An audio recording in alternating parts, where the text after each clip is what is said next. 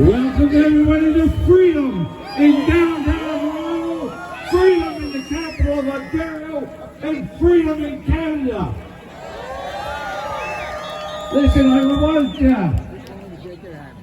somebody had to be up speaking after me. It was a little bit warmer. It was rainy that day, but in October, Maxime Bernier and I were up here on this statue talking about and breaking the laws of Ontario at that time. And I challenged Doug Ford. I said, come on out and give me a ticket. Come on out. I want to see you in court, Doug. And he was cowardly. And he didn't come out that day. But he did come out 25 more times after that. And I've got a wall full of tickets now. And I wanted to say this. Last Sunday, 2 OPP cruisers drove up to my house on the Sunday night. And I looked out, we were sitting in the kitchen, and my daughter said to me, I wonder who that might be, 2 cars coming up the laneway. And we all looked at each other and we said, well, it's probably the cops. And sure enough, 2 OPP cruisers were pulling in the laneway. So I went outside and I greeted them. And I said, what are you doing here? And they said, oh, we're just bringing you some more paperwork. I said, it must be a hell of a load of paperwork for 2 cruisers to come up to my house with summonses. We sent them on the way. We've got lots to do, lots of battles in the courts. But where we're going to win that is right here, in the streets, is where we're going to win our freedom back.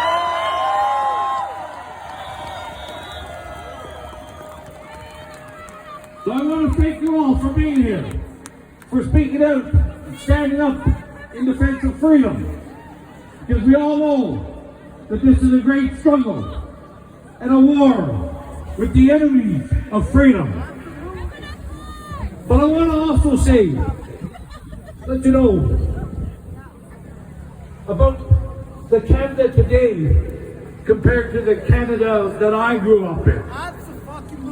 These days, we often hear Canadians describing themselves or other Canadians as being nice, polite, and always saying sorry, even when there's nothing to be sorry about.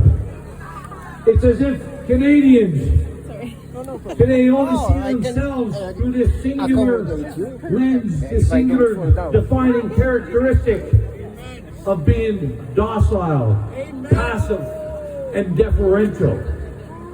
Now, I'm not opposed to anybody being nice. I'm not opposed to anybody being polite or apologetic. But if that's our only defining characteristic, then let's not be surprised that we are easily bossed around, easily bullied, and we think that we're unable to fight back. But that doesn't describe me, and it doesn't describe you. And it certainly doesn't describe the Canada of my youth.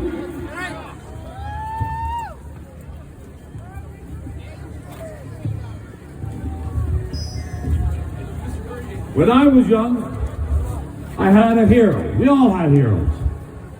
People that we looked up to. People that we aspired to be like. People who embodied the characteristics that we tried to emulate. One of my heroes was a fellow named George Chuvalo. Anybody remember George Chuvalo? He was the 5-time heavyweight champion of Canada. He's Canada's champion who fought 93 bouts in the ring. He fought Joe Frazier, George Foreman, and Muhammad Ali. And in 93 bouts, he was never knocked down and he was never knocked out. And as Muhammad Ali said after the fight, 15 rounds at Maple Leaf Gardens, Muhammad Ali said, George Chuvalo, he's the toughest guy I've ever fought. Now, George Chuvalo is a kind, nice, and considerate man, a gentleman.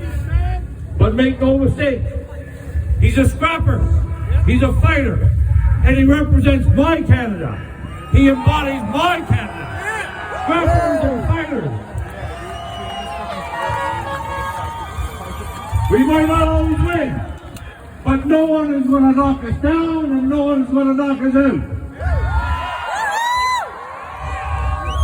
And that's who we have to be in this fight for our freedom, in this battle, in this war with the enemies of freedom.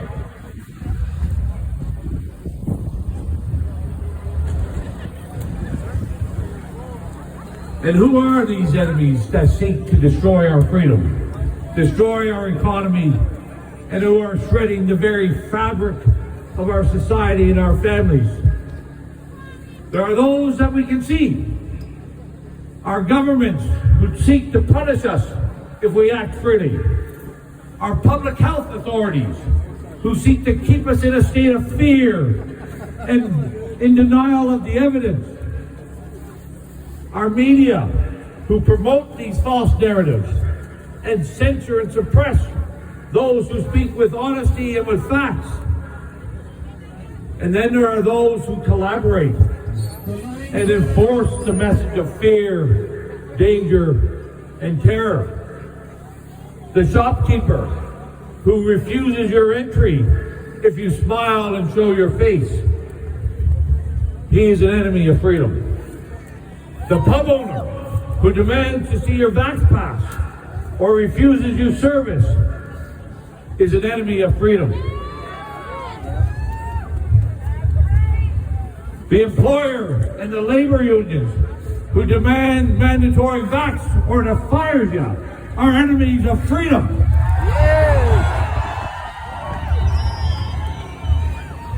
The doctor who refuses to fill out your medical exemption and the teacher who places a mask on your child are all unseen collaborators and enemies of freedom.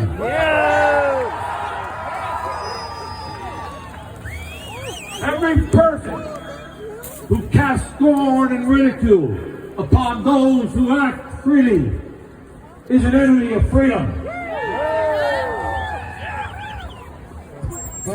Then there are the profiteers who fill their pockets because of our fear.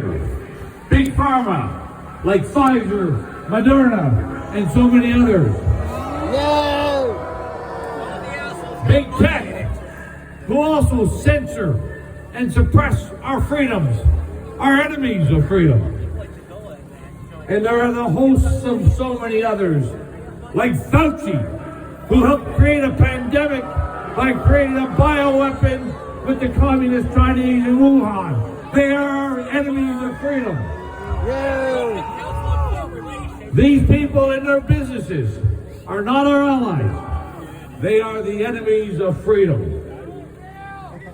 But there are more. They're the ones that I call the grifters of freedom. Those who have attempted to sabotage the freedom movement or to hijack it for their own personal fame or gain.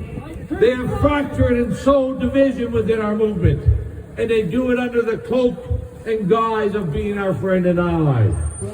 And now we see more clearly what is in store for us, or what is not in the stores for us. As the mandatory vax for truckers take hold, our grocery stores and food supplies are being shorted. The shelves are being emptied.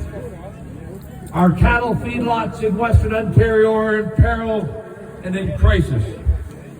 Basic food and necessities of life are intentionally being shorted by the enemies of freedom.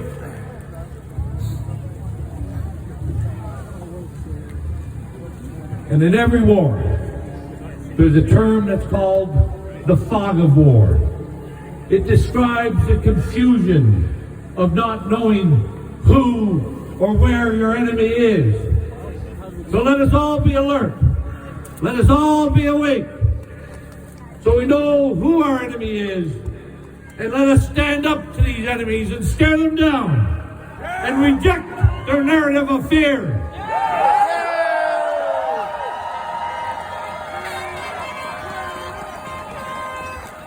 We won't accept Dr. Tabb, or Dr. Karen Moore, or Justin Trudeau, or Doug Ford as our Canadian leaders. They are the enemy of our freedom. Let us all be like George Zavallo. Let us all go into the ring, regardless of who our opponents are. No matter how powerful they look, or how daunting they appear, let them know we will never be knocked out. We will never be knocked down.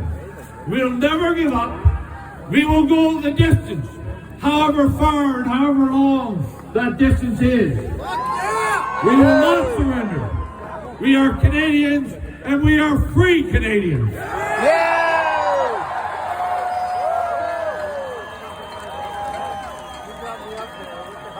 On this stage, and everyone in this crowd are free fighting Canadians, and we will not give up. We must be like that childhood hero of mine. We must put Ontario and Canadians first. We must put faith, freedom, and family before fear. And we must fight to always defend them every time. Thank you very much.